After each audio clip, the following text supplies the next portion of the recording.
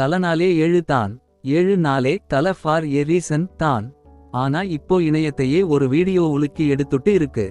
அது என்ன தெரியுமா? தல தோனி இப்போ ஒரு வீடியோ பகிர்ந்துருக்காரு.